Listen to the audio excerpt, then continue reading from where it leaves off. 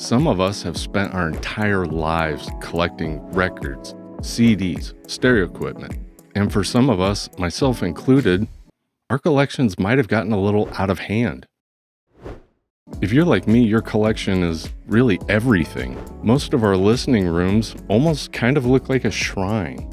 For me, some of my most prized possessions, whether it's a vinyl record, a CD, or a piece of stereo equipment, actually have more sentimental value, and they are more capable of bringing back good memories of people or good times that I've had along the way, and they mean everything to me. And the sad truth to all of this is at some point, our day is coming and we'll have to leave it all behind.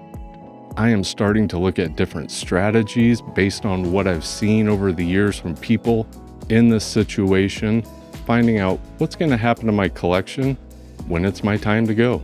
I'm sorry, it's probably not going to be a fun one, but I do think it's important, so let's talk about it. This video is brought to you by Pod Storage Units. I'm just kidding. And this video is brought to you by skylabsaudio.com. We are constantly adding new vinyl records to the shop, and recently we just added several sets of headphones from Grado, Audio-Technica, and Cambridge Audio. We've got Wharfdale speakers, Advanced Paris. We really appreciate you shopping with us, supporting this channel and our small business here in West Des Moines, Iowa, and I thank you. And this really is kind of a new thought to me. I just turned 51 a couple months ago. I hadn't really thought of it yet. I still feel pretty good. I feel pretty good physically, but every year that diminishes. And seeing people in this situation every week, I'm starting to think about it. What's my plan of attack? Because according to the government statistics, my life expectancy is probably around 77 years old. And with my collection I have so many large, heavy pieces of equipment from speakers to monster receivers. And at this point, I think I have over 4,000 records. And they're not light either. I just want to make a timeline and try and hit these goals with my age. And I think we have to take the sudden death situation just out of the equation. I'm not going to live my life thinking that I'm going to get hit by a car tomorrow and liquidate a lot of my stuff. That's just a risk I'm going to take. I've already talked to my wife. I said, if something happens to me tomorrow, just get an auction company in here and sell the whole thing. Just let it go, get what you get. Don't try and get top dollar for anything. Keep the good stuff in there just to drive more eyeballs to the auction.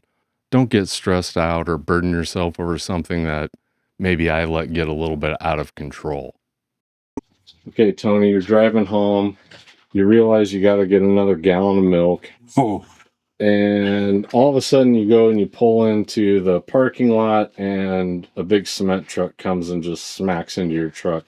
What do you think happens to your collection? Wow. I would think with how the conversations have gone that my wife would let my daughter have first dibs.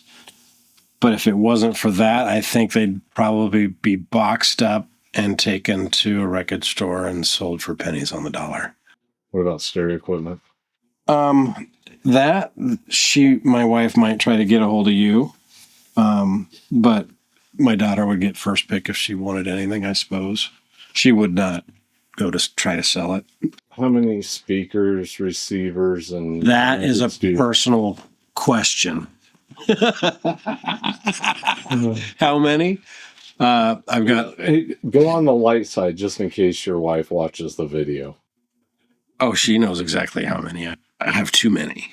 I mean, ballpark. Ballpark, I have 14 at the present. 14 sets of speakers? Yes. How many receivers and amplifiers? Carry the one. 12. That's horrible. And that's counting a preamp and an amp as one on a couple of them. That's horrible. Why did you have to make me do that? And to me, this is the ideal situation. I'm going to try and time it almost like the stock market. I have a few ages in mind that I want to be down to a certain amount of stereo equipment, and I want to be down to a certain amount of records. And this is kind of loose, it's going to depend on how I feel, how mobile I am. I think my plan is to start getting rid of the heavy stuff maybe around 65. So maybe by the time I'm in my early 70s, I'm down to one nice full system, one large set of speakers, a turntable, and a good chunk of my records. And that way, since I know the market, I can try and get top dollar for them and put that money towards something more useful at that stage of my life. And then maybe between 70 and 77, I'd scale it down to one small system, a couple hundred of my favorite records, and maybe a really nice set of headphones. Well, after the mourning period, my nephews would probably call my wife and say, and my brother, yeah, they'd have first dibs. Do you think your wife would do an auction, or do you think is she the type of person that would try and sell individual pieces to get top dollar, or what do you think? She'd probably, because you have a lot call of records. you. How many records do you think you have? Like 3,000? You have 2 or 3 stereos systems? Yeah, 3. 4 if you count the little sound burger. That's going to be my stereo if I make it to 80. It's one of the perks of knowing you, as long as you don't die suddenly. The stuff's coming here, and you'll give them top dollar, right? And because my wife does not like selling things on eBay, she doesn't even know what Discogs is. Me making a spreadsheet for her listing out what I think the value is, it's just not reasonable. And while this doesn't work for my situation, it might be a good option for you. The only thing I would say is, you might want to have a discussion about how they're going to sell it and what to realistically expect depending on how they sell it. Because we have seen this where people come in, they've got a large collection to sell, they've got a spreadsheet listing prices and conditions. Somebody did a really good job of laying it all out. The problem is when you're selling a massive collection, a lot of times those numbers just aren't realistic at all. And when you're discussing buying a collection with somebody that's in the grieving process, what could be a reasonable offer, a lot of times they feel insulted and they feel like you're insulting the person they're mourning. A lot of times a relative from out of state, they might only have a weekend or a few days to clear out a big collection. I've seen them totally blindsided by it, and I feel really sorry for them. I do.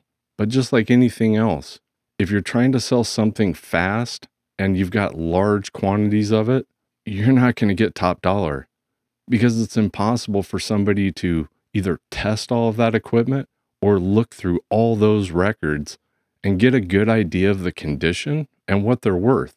You have to buy something like that knowing that there's going to be issues with some of the equipment and that you can't judge an entire record collection off the condition of just a few. You have to look at every single one of them.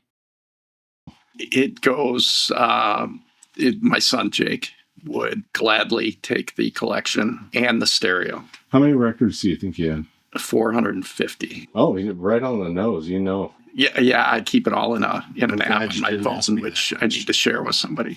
Are you a spreadsheet person? Do you have values and everything, or No, I just put some stuff so I can search and filter on it. But I collect as an app on my iPhone. That, and then I've got probably another 300 CDs. And one of the most difficult things to think about during this process really is, what's going to happen to my stuff? Are people going to want it? Are they going to see the value in it? That I've kind of curated this collection of some of the best pieces of stereo equipment and what I think is some of the best music ever made. Obviously if a friend, my wife, my son wants any of it, I want it to go there first. I don't care about the monetary value of it. It's not about that. It's never been about that. I just want to make sure my addiction to this music, the history of stereo equipment and records, that it doesn't become a burden or something that's going to stress out the people I leave behind. It's really that simple. And if you like this video, you should definitely go watch this one. And if you haven't subscribed, subscribe. Leave us a comment. Hit the like button. It's all free.